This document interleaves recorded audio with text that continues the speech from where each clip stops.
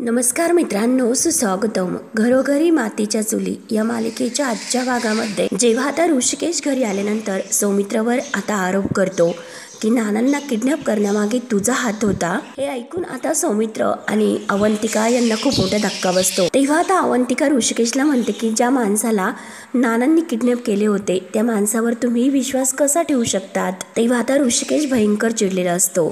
ऋषिकेश म्हणतो की हे बघ, जरी त्या माणूस अगदी खोटा असेल, चुकीचा असेल, त्याने नानांना किडनॅप केलेलं असेल, परंतु त्याच्या मोबाईलमध्ये जो काही सौमित्राचा नंबर सेव्ह केलेला होता तो बॉस या नावाने सेव्ह केलेला आहे आणि दुसरा तिसरा बॉस कोणी नसून हा तुझा नवरा सौमित्र आहे आणि माझ्या डोळ्यासमोर त्याने त्याच्या बॉसला फोन केला होता, म्हणजे सौमित्रला.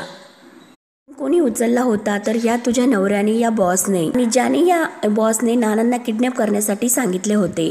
तेव्हा ते हे सर्व सांगितल्यानंतर सौमित्र म्हणतो, दादा अरे तू काय बोलतोस, नानांना किडनॅप करण्याचा विचार सुद्धा मी करू शकत नाही आणि तू इतके घाणेरडे आरोप माझ्यावर करतो. अरे तू यावर विश्वास ठेवायचा बंद कर, हे सगळं खोटं आहे असे सौमित्र सांगतो. तेव्हा आता ऋषिकेश म्हणतो की अरे हे सर्व सिद्ध करण्याची मला गरज नाही, कारण जे काही दिसते तेच खरं आहे आणि एक्झॅक्टली 100% तो बॉस तूच आहे. हे सगळं काही तूच केले आणि तुला काय गरज होती नानांना किडनॅप करण्याची. तेव्हा आता सौमित्राला कसं आता काय सिद्ध करून दाखवू अशी त्याची अवस्था होते, कारण त्याने तर काहीच केलेले नसते, परंतु ऋषिकेशचा त्या संपतने खूप मोठा गैरसमज करून दिलेला असतो. मित्र म्हणते की अरे ऋषिकेश शांत हो, तू काय बोलतोस. तर आता ऋषिकेश म्हणतो की आई तू शांत हो, तू काही बोलू नकोस, जे काही बोलायचे असेल तर ते सौमित्रला बोलून दे. तेव्हा अवंतिका पुढे येते. अवंतिका म्हणते की काय बोलून दे, तो काय बोलणार आहे, तुम्ही वाटेल तसे आरोप त्याच्यावर करता आणि उत्तर द्यावे अशी तुमची अपेक्षा आहे का. दादा एक काम करा, तुम्ही कुणावर आरोप करतात याचा विचार करा. जेव्हा तुमच्यावर नानांच्या खुनाचा आरोप लागला होता तेव्हा तुमचा हा बॉस तुमच्या पाठीशी होता, हे तुम्हाला आठवते का. जेव्हा सगळेजण तुमच्यावर आरोप करत होते, तुम्हाला आरोपीच्या पिंजऱ्यात उभं केलं गेलं होतं, तेव्हा सौमित्राने तुमच्यासाठी काय काय केले हे सगळं काही तुम्ही विसरलात का. तेव्हा आता ऋषिकेश म्हणतो की तो सर्व नाटक करत होता. तेव्हा आता ऋषिकेश म्हणतो की ते सर्व खोटं बोलत होता आणि मुद्दाम हे सर्व तो माझी सोडवणूक करण्याचे प्रयत्न करत होता. जे काही तो वागत होता ते सर्व खोटं होते. म्हणतो की अरे दादा कोणत्या भाषेत सांगू मी तुला, तेव्हा तुझा माझ्यावर विश्वास बसणार आहे. तेव्हा आता ऋषिकेश म्हणतो की अरे का केलंस तू हे सर्व, मला जाणून घ्यायचं की तू हे सर्व का केलंस. तेव्हा आता सौमित्र भयंकर चिडतो. सौमित्र म्हणतो की दादा बाद झाले, आता ऑलरेडी तू माझ्यावर खूप काही आरोप केले आणि आता मात्र तू घराचे असे आरोप माझ्यावर करू नकोस. तेव्हा आता ऋषिकेश म्हणतो की का करू नको. ऋषिकेश म्हणतो की का करू नको, अरे तुला हे सर्व करताना लाज कशी वाटली नाही. जन्मदात्या बापाबरोबर तू असं वागू शकतोस. जन्मदात्या बापासोबत तुला असं वागताना तुझे हात नाही का थरथर कापलेस. तेव्हा आता सौमित्राला इतका राग येतो, सौमित्र खूप भडकतो. ते म्हणतो की दादा बाद झाले, आता एक जरी आरोप तू माझ्यावर केलास ना. तेव्हा ऋषिकेशने आता असं म्हटल्यानंतर सौमित्राने हात वर उचललेला असतो. ऋषिकेश म्हणतो की काय रे, मी अजून आरोप केल्यानंतर तर तू काय करशील. ऋषिकेश पुढे पुढे येत असतो. काय करशील, तू मारणार आहेस का मला असे विचारतो. तेव्हा आता सुमित्रा आणि अवंतिका खूपच घाबरतात. तेव्हा आता ऋषिकेश सौमित्राची गचंडी धरतो. तू नानांना जसं किडनॅप करून ठेवलं होतंस तसं मला सुद्धा किडनॅप करून ठेवणार आहेस का माझा जीव घेणार आहेस असे आता धमकावतो. अरे सौमित्र तू तर सारंगपेक्षा अगदी नालायक निघालास, तू तर त्याच्यापेक्षा अगदी खालची पायरी गाठलीस. तेव्हा आता सौमित्र म्हणतो की दादा काय बोलतोस. तर ऋषिकेश इतका भडकतो. ऋषिकेश म्हणतो की जर तू दादा म्हणालास तर तुला अगदी एक मुस्कटात देईल, थोबाड फोडून तुझ्या हातामध्ये देईल. बेशरम, तो प्रॉपर्टीच्या हिस्स्यासाठी नानांना किडनॅप केलेस का. म्हणून ऋषिकेश पुन्हा आता सौमित्राची गचंडी धरतो आणि त्याच्या कानामागे द्यायला लागतो. तेवढ्यात जानकी तेथे येते. जानकी आता अगदी जोरात ओरडते की थांबा. ऋषिकेशने आता सौमित्राची गचंडी धरलेली असते आणि एक हात त्याला मारण्यासाठी वर केलेला असतो. तेव्हा आता जानकी आत येते. तिला हे सगळं काही बघून अगदी मोठा धक्का बसतो. जानकी म्हणते की हे बघा ऋषिकेश, या सगळ्या मागे सौमित्र भाऊजींचा हात नाही. तेव्हा आता ऋषिकेश म्हणतो की जानकी तू मध्ये बोलू नकोस. जानकी म्हणते की ऋषिकेश अहो मी नाही बोलणार, परंतु मी तुम्हाला असं काहीतरी दाखवणार आहे, त्याने नक्कीच तुमचा विश्वास बसेल. म्हणून सगळं काही ऐकून घ्या आणि त्यानंतर ठरवा की काय खरं आणि काय खोटं आहे ते. आज मी तुम्हाला जे काही ऐकवणार आहे त्याने सगळ्या संशयाचे धुके दूर होतील. जे सत्य आहे ते स्पष्ट दिसू लागेल आणि नानांच्या किडनॅपर मागे खरा बॉस कोण आहे हे सुद्धा तुम्हाला लवकरच कळेल. त्यामुळे ऐका आता खरा बॉस कोण आहे ते. म्हणून जी काही रेकॉर्डिंग आता जानकीने करून आणलेली असते ती रेकॉर्डिंग आता ती सर्वांना ऐकवत असते. तर त्यात सयाजीराव जे काही बोलतो ते सर्व काही सत्य आता ऋषिकेश याच्या समोर येते. जी काही पूर्ण रेकॉर्डिंग आहे ती सर्व जेव्हा आता सुमित्रा, अवंतिका, सौमित्र आणि ऋषिकेश ऐकतात तर त्यांच्या पायाखालची जमीन सरकते. आणि आज मात्र खऱ्या अर्थाने जानकीमुळे जो काही खरा गुन्हेगार आहे तर तो ऋषिकेशच्या समोर आलेला असतो. जानकीच्या एका रेकॉर्डिंगमुळे आता सर्व सत्याचा उलगडा झालेला असतो. भावाभावामध्ये जे काही आता भांडण जुपलेलं आहे तर ते एका पुराव्याने आता हे सिद्ध झालेले असते. तेव्हा आता हे सर्व ऐकल्यानंतर सुमित्रा म्हणते की म्हणजे नानांना किडनॅप करणारे सयाजीराव तर होते. तेव्हा आता जानकी म्हणते की हो आई, या सगळ्या मागे सयाजी काका होते. मग कळलं का तुम्हाला की खरा बॉस कोण होता, असं ऋषिकेशला जानकी विचारते. जानकीच्या डोळ्यात पाणी येतं. जानकी म्हणते की आई, अहो आपल्या घरामध्ये काय काय चाललं तर भावाभावामध्ये वाद सुरू झाले. मोठा भाऊ धाकट्या भावावर हात उचलतो. ऋषिकेश, मी तुम्हाला किती वेळी सांगितलं की गैरसमज करत जाऊ नका, राग मात्र डोक्यामध्ये घालत जाऊ नका. केवढं भांडण मोठं होता राहिलं. तेव्हा आता सौमित्राच्या डोळ्यात पाणी येतं. एक खूप मोठा धक्का त्याला आता बसलेला असतो. त्याला इतकं जिव्हारी लागते.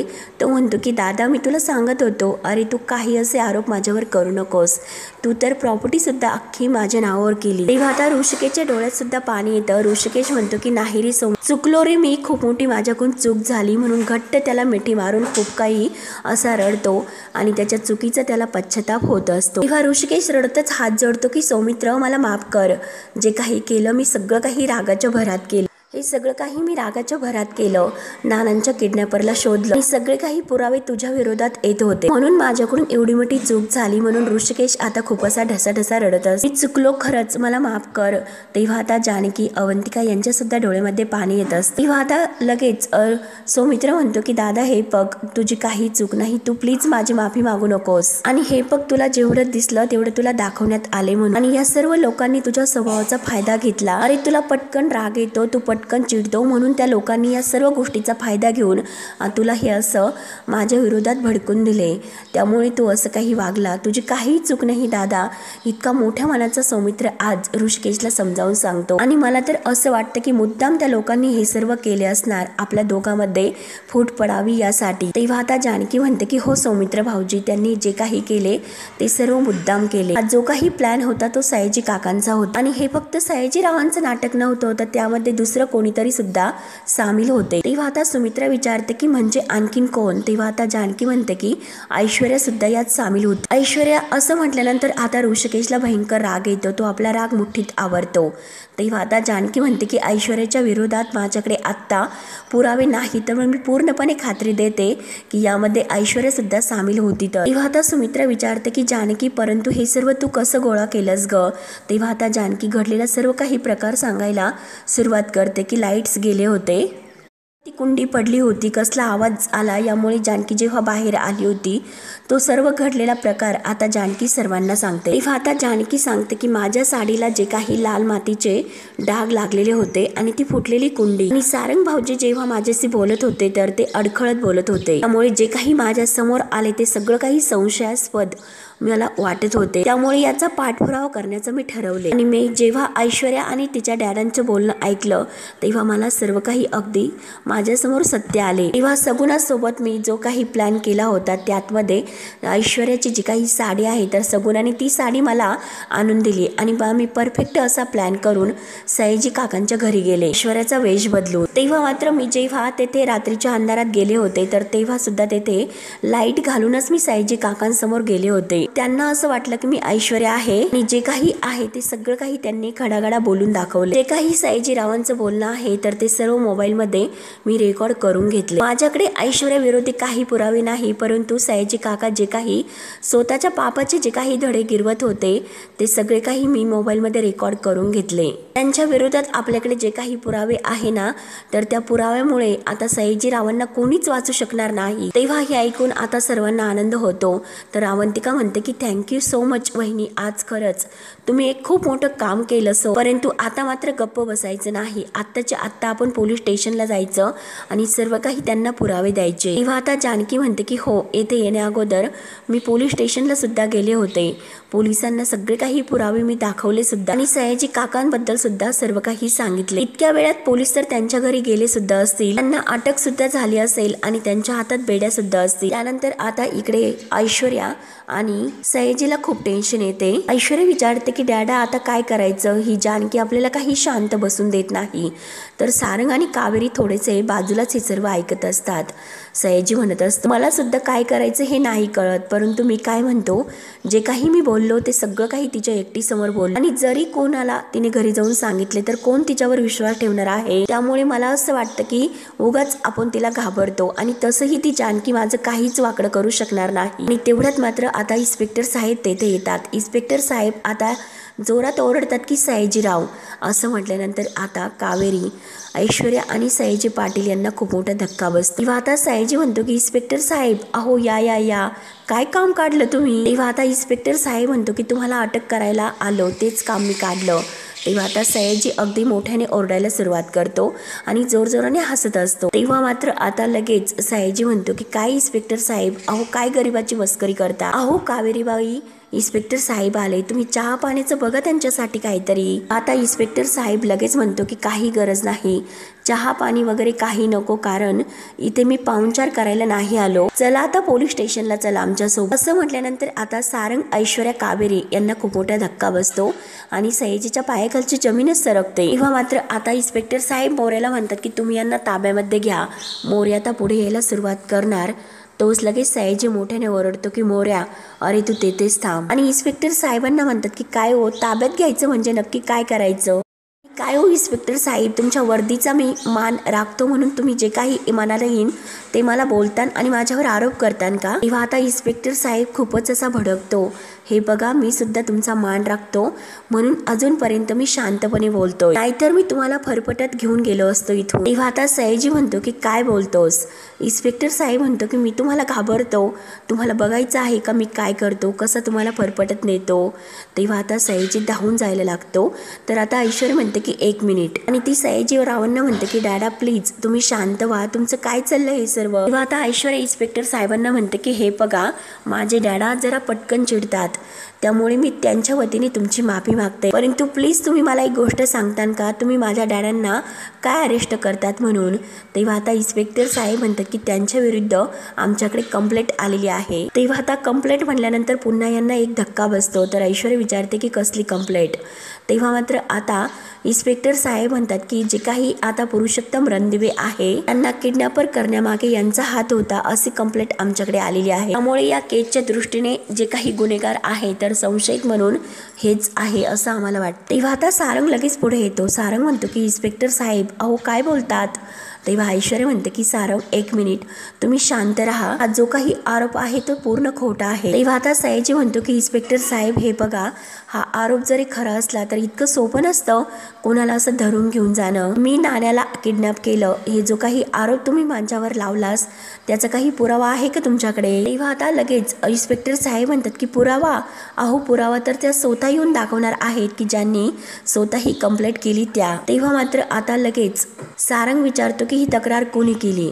तेव्हा लगेच आता इन्स्पेक्टर साहेब म्हणतात की पोलीस स्टेशनला आल्यानंतर तुम्हाला सगळं काही कळेल की कोणी तक्रार केली म्हणून, आता फक्त आम्हाला आमचं काम करून द्या, आमच्याकडे यांच्या विरुद्ध वॉरंट आहे, त्यामुळे शिस्ती तुम्ही आमच्या सोबत चला। आणि मोरेंना परत सयाजीरावला ताब्यात घ्यायला सांगतात। तर ऐश्वर्या म्हणते की नाही तुम्ही असं नाही करू शकत। तेव्हा आता इन्स्पेक्टर साहेब म्हणतो की हे बघा मी काय करू शकतो हे तुम्हाला नाही माहिती अजून। तेव्हा आता ऐश्वर्या म्हणते की हे बघा तुम्ही आमच्यावर जे काही आरोप लावतात म्हणजे यांच्यावर ते सर्व खोटे आरोप आहेत। तेव्हा तेव्हा आता इन्स्पेक्टर साहेब म्हणतात की आम्ही त्यांना पोलीस स्टेशनला घेऊन जातो, तेथे काय खरं आणि काय खोटं हे सिद्ध करू. तेव्हा आता ऐश्वर्या म्हणते की हे बघा इन्स्पेक्टर साहेब, हे सयाजीराव विखे पाटील आहे, यांना तुम्ही असं घेऊन जाऊ शकत नाही, नाहीतर मी तुमच्या विरुद्ध केस करेल म्हणून. तेव्हा आता इन्स्पेक्टर साहेब म्हणतात की तुम्हाला काय करायचं ते करा, परंतु आता सध्या मात्र तुम्ही आमच्या कामामध्ये अडथळा आणू नका आणि प्लीज आम्हाला असं कोणतंही वाईट कृत्य करायला लावू नका, नाहीतर तुम्हाला सुद्धा आम्हाला अटक करावी लागेल. पोलिसांच्या कामामध्ये तुम्ही हस्तक्षेप आणला म्हणून तुमच्यावर सुद्धा केस होऊ शकते. तेव्हा आता हे ऐकल्यानंतर ऐश्वर्याची बोलती बंद होते. तेव्हा आता जे हवालदार असतात तर इन्स्पेक्टर साहेब हवालदारांना सांगतात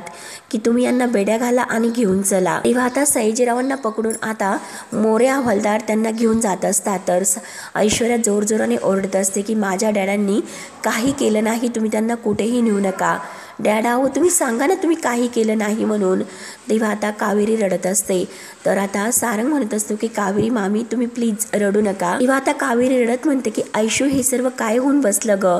तर आता ऐश्वर्या चिडून म्हणते की हे सर्व तुझ्यामुळे झालं, म्हणून या सगळ्याचं खापर मात्र ती कावेरीवर फोडते. परंतु जे काही झाले ते मी आता शांतपणे सहन करणार नाही असं आता ऐश्वर्या म्हणते. काही करावे लागेल तरी सुद्धा मी माझ्या डॅडांना सोडून आणेल म्हणजे आणेल. तेव्हा मात्र आता लगेच ऐश्वर्याचे डोळे भरून येतात. ती आता पेटून उठलेली असते. त्यानंतर आता इकडे नानांनी सुद्धा सर्व काही जानकीचं ऐकलेलं असतं. तर आता लगेच नाना म्हणतात की पोरी तुझं कौतुक करावं खरंच तितकं कमी आहे. प्रत्येक संकटातून तू या घराला वाचवते, तू सून म्हणून या घराला लाभली, खरंच हे आमचं भाग्य आहे. म्हणून नाना सुद्धा चक्क आज जानकी समोर हात जोडतात. सुमित्राचे सुद्धा डोळे भरून येतात आणि ऋषिकेश सुद्धा अगदी त्याच्या डोळ्यातून सुद्धा आनंद अश्रू येत असतात. त्यावर आता जानकी म्हणते की नाना मी जे काही करते ना ते आपल्या घरासाठी करते. तेव्हा आता नाना म्हणतात की हो तेच तर, अगं हे घर वाचवण्यासाठी, या घराला असं एकत्र बांधून ठेवण्यासाठी तू खरंच खूप काही कष्ट घेतलेस ग. आज जे काही तू इतकं मोठं कृत्य केलं म्हणजे त्या बॉसचा शोध सुद्धा अगदी तुझ्यामुळेच लागलास ग. सगळ्याच्या कारस्थानाचा मागचा जो काही सूत्रधार आहे तो फक्त आणि फक्त तो सयाजीच असू शकतो. त्याच्याविषयी सगळ्यांच्या मनामध्ये संशय तर होतात, परंतु तू मात्र खूप मोठं एक कृत्य केलंस. त्या गोष्टीच्या अगदी मुळापर्यंत जाऊन तू अगदी त्याचा शोध घेतला. खरंच जानकी आज मात्र मला तुझा खरंच खूप अभिमान वाटतो. म्हणून नाना सर्वांच्या समोर जानकीचं तोंड भरून कौतुक करतात. तेव्हा आता सुमित्राच्या डोळ्यामध्ये आनंद अश्रू वाहत असतात. हे सर्व ऐकून सुमित्रा म्हणते की हो खरं आहे, अहो आपलं नशीब थोर आहे. गेल्या जन्मात मात्र नक्कीच काहीतरी चांगलं पुण्य आपण केलं असणार, म्हणून आपल्याला जानकी सारखी सून मिळाली. या घरावर आतापर्यंत जे काही वादळ आलीत ना ती प्रत्येक वादळ आपल्या अंगावर घेत आली. स्वतःवर जे काही आहे ते सर्व सहन करत आली, परंतु या घराला मात्र ती कायम वाचत आली. तेव्हा आता सर्वांना जानकीचा खूप अभिमान वाटतो. सौमित्रा आणि अवंतिका या दोघांना सुद्धा खूप आनंद होतो. जानकीच्या डोळ्यामध्ये आनंद अश्रू येतात. मोठ्या मानाने जानकी म्हणते की आई आई आणि नाना बाद झालं, पुरे झालं माझं कौतुक. मी जे काही केलं तर ते आपल्या घरासाठी केलं आणि कायम ते करतच राहील. मला फक्त इतकंच हवं होतं की आपल्या घरात जे काही वाद सुरू झालेत, दोन्ही भावामध्ये जे काही भांडणं सुरू झालेत ते भांडणं मिटावेत यासाठी मी हे सर्व केले. त्या दोघांमध्ये इतकं काही प्रेम होतं आणि त्या दोघांमध्ये जे काही आता या ऐश्वर्या आणि सयाजी पाटलांनी भांडणं लावण्याचा प्रयत्न केला होता, खरंच ते मला नाही बघवलं. त्या दोघांमध्ये किती एक वेगळं प्रेम होतं आणि त्यांना एकत्र येण्यासाठीच हे सर्व काही केलं, मी त्यांच्यासाठीच केले. तेव्हा आता लगेच नाना आजीला मस्त टोमणा देतात. काय सासूबाई ऐकलत ना, या घरात दृष्ट कोण वृत्तीचं आहे म्हणून. ज्या मुलीचे तुम्ही इतके गोडवे गात होता ती ऐश्वर्या आणि तिचा तो बाप, हीच दोघं या कटाचे सूत्रधार होते. त्यामुळे आता तरी तुम्ही सुद्धा या घरामध्ये डोळे उघडे ठेवून राहा. म्हणून नाना आजी समोर सुद्धा हात जोडतात. जे काही तुम्ही त्या दोघांना पाठीशी घालतात ना ते घालायचं आता बंद करा यापुढे. खरं तर सासूबाई हे बघा तुमच्यापेक्षा त्या सारंगचे डोळे उघडायला हवे होते. आता तरी त्या सारंग बैलाने बायकोची संगत सोडायला पाहिजे. आणि नाना म्हणतात की जानकी हे बघ, जसं तू या बॉसला शोधून काढलं तसंच तू सारंगच्या बाबतीत सुद्धा कर. त्या सारंगला काही करून त्या ऐश्वर्याचं खरं रूप त्याच्या समोर आण आणि त्याला चांगलं वठणीवर आण. त्याच्या डोक्यामध्ये जरा शहाणपण घाल, जगदी डोळे उघड त्याचे एकदा. तेव्हा आता जानकीने जे काही केले त्या सगळ्याचं नाना आता सर्वांसमोर तोंड भरून कौतुक करतात. जानकीला खरंच अभिमान वाटतो की आपलं घर अगदी आनंदात एकत्र राहायला हवं, त्यासाठी ती कायम प्रयत्न करत असते. तेव्हा ती नानांना शब्द देते की हे बघा, सारंग भाऊजींचे सुद्धा डोळे उघडतील आणि तो दिवस लवकरच येईल. सारंग भाऊजींना योग्य मार्गावर मी आणेल, पण त्या अगोदर मला आणखीन कोणाला तरी एकदा धडा शिकवायचा आहे. त्या व्यक्तीला मला चांगलं सरळ करायचं आहे, त्यासाठी मला जावं लागणार आहे. तेव्हा आता जानकीला नेमकं कुठे जायचं हा प्रश्न सगळ्यांना पडतो. ऋषिकेश म्हणतो की जानकी 1 मिनिट थांब, आता कुठे जाणार आहेस तू? तेव्हा आता जानकी म्हणते की मला पोलीस स्टेशनला जावं लागेल. तेव्हा आता जानकीला परत पोलीस स्टेशनला जायचं हे ऐकल्यानंतर सर्वांना धक्का बसतो. तेव्हा मित्रांनो, आता पुढे काय काय होणार आहे तर हा भाग येथे संपतो. पुढील भागामध्ये ऐश्वर्या आता पोलीस स्टेशनला आलेली असते आणि सयाजीला जेलमध्ये टाकलेलं असतं. ऐश्वर्या खूप भडकावून आता इन्स्पेक्टर साहेबांना विचारते, मुळात माझ्या डॅडाविरुद्ध कंप्लेंट कोणी केली असे ती आता भडकावून विचारत असते. तर इन्स्पेक्टर साहेब म्हणतात की थांबा, कळेल तुम्हाला की कोणी कंप्लेंट केली. आणि तेवढ्यात जानकी आता पोलीस स्टेशनला आलेली असते आणि ती आता सर्वांच्या समोर म्हणते की मी कंप्लेंट केली तुझ्या डॅडांच्या विरुद्ध. आणि सारंग सुद्धा आता तेथेच असतो. तेव्हा आता नाना, ऋषिकेश आणि जानकी हे सगळेजण सोबत आलेले असतात. नाना म्हणतात की हे बघ जानकी, तुझ्याकडे जो काही पुरावा आहे ना, तो पुरावा तू इन्स्पेक्टर साहेबांना दाखव. तेव्हा आता जो काही आता जानकीने रेकॉर्ड करून घेतलेला आहे ते सर्व इन्स्पेक्टर साहेब आता सर्वांच्या समोर ते ऐकून दाखवतात. तेव्हा हे सर्व ऐकल्यानंतर सयाजीच्या पायाखालची जमीन सरकते आणि ऐश्वर्या सारंगच्या सुद्धा. तेव्हा आता ऋषिकेश म्हणतो की हा पुरावा पुरेसा आहे ना सयाजी पाटलांना अटक करण्यासाठी? तेव्हा आता इन्स्पेक्टर साहेब हो असं म्हणतात, परंतु ऐश्वर्या आणि सयाजी आणखीनच घाबरतात. सयाजी पाटील म्हणतात की ओ इन्स्पेक्टर साहेब. तेव्हा आता इन्स्पेक्टर साहेब म्हणतात की तुम्हाला जे काही बोलायचं असेल ते तुम्ही कोर्टामध्ये बोला. तेव्हा सौमित्र सुद्धा आता वकील बनून आलेला असतो. तर आता सयाजीरावाची बोलती बंद होते, त्याच्या पायाखालची जमीन सरकते आणि सारंग ऐश्वर्या तर आता जानकीकडे बघूनच असतात. तेव्हा आता ऐश्वर्या इतकी भडकलेली असते. आता मात्र ऐश्वर्या पुढे काय असं पाऊल उचलणार आणि जानकीला ती धडा शिकवायला घेणार, परंतु जानकीच तिला कसा धडा शिकवते. आता एकतर सयाजी पाटलांना जेलमध्ये पाठवलेले असते, परंतु आता मात्र ऐश्वर्याला सुद्धा ती कशी जेलमध्ये पाठवते आणि सारंग समोर ऐश्वर्याचं खरं रूप कसं घेऊन येते हे आता बघणं खूप रंजक ठरणार आहे. त्यासाठी मित्रांनो पुढे काय काय होतं हे पाहण्यासाठी आपल्या चॅनलला नक्की सबस्क्राईब करत राहा. धन्यवाद.